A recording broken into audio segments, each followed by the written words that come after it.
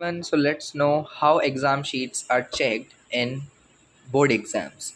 So if the question is this, he has done it congested and like this, it is correct and it is also correct. Again ये घचड़ पचड़ कर दिया है, not ये सब वहाँ पे एक्सेप्टेबल नहीं होता है।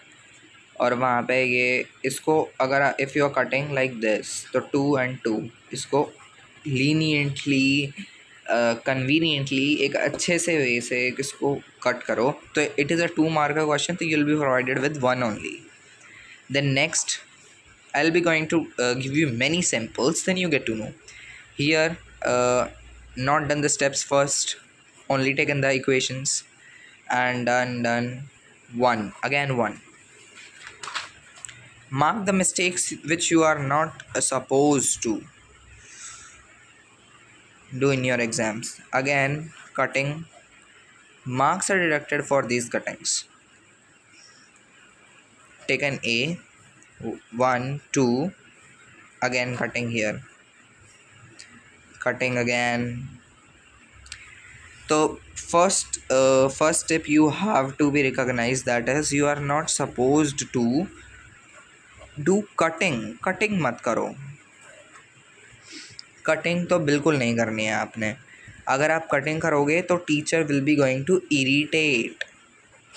इसमें अगर आप देखो, इसने लिया x, let one number be x another be y, तो ये इक्वेशन बनाई। अकॉर्डिंग टू क्वेश्चन इसको स्लांट में नहीं लिखना होता कभी भी। If you are attempting your exam तो लिखो अकॉर्डिंग टू क्वेश्चन, लाइन में लिखो। और if you are not going to if you are not wanted to if you not wanted to write this according to question fully, तो लिख दो simply ATQ।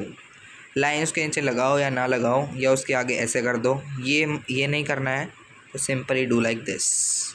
पर उसको ऐसे स्लांट में मत लिखो कि ए अकॉर्डिंग टू क्वेश्चन, ये स्लांटिंग मत करो, नहीं तो you will be going to lose marks really. तो here only 1 will be given. Then again ये इसने लेट किया इसको XY, ये फिर से इसने स्लांट किया है यहाँ पे, ये इसने नीट एंड क्लीन क्वेश्चन किया आपने देखा हो तो। पर राइटिंग इसमें हमें थोड़ी और एग्जैजरेट करके उसको अच्छा करना पड़ेगा। इसमें इसको 2 marks मिल जाएंगे if I don't deduct for this. Teachers को इरिटेशन होता है कि आप उसको ऐसे स्लांट में क्यों लिख रहे हो, are you not able to write in a proper line, so that's why you have to do like that. Then again we have another question like this, take an x and x, cost of bat and ball, if the cost is in rupees वो लिखो, if it is in dollar वो लिखो। अगर वो किसी भी उसमें है, अगर वो येन में है तो आप वो भी लिखेंगे, रुपीज़ में है डॉलर में है वो लिखो। if he has taken that cost of bat तो it will be rupees x, और आप लिख सकते हो और x रुपीज़, ऐसे लिखो या ऐसे लिखो, both are correct but you have to write that. अगर वो नहीं लिखोगे तो मार्क्स कटेंगे। आगे इसने ऐसे ही कर दिया, यहाँ भी रुपीज़ लगेगा, जो आगे हैं इनमें भी रुपीज़ आएगा, तो इसमें तो ऐसे मार्क्स डिडक्ट हो जाते हैं, एक ही मार्क्स मिलेगा इसमें। Then again the fixed charge was in rupees or in dollar, the examiner is not aware कि वो फिक्स चार्ज डॉलर में था, रुपीज़ में था, किस में था। अगेन यहाँ पे y के साथ आपको रुपीज़ y और y रुपीज़ ये लिखना है, ठीक है, तभी आप मार्क्स स्कोर कर पाओगे इसमें। यहाँ तक बिल्कुल परफेक्ट किया है। अब नंबर x है, इसको न्यूमरेटर को डिनोमिनेटर को अच्छे से लिखो, न्यूमरेटर की पूरी स्पेलिंग, डिनोमिनेटर पूरा लिखो, अच्छे से उसको करो।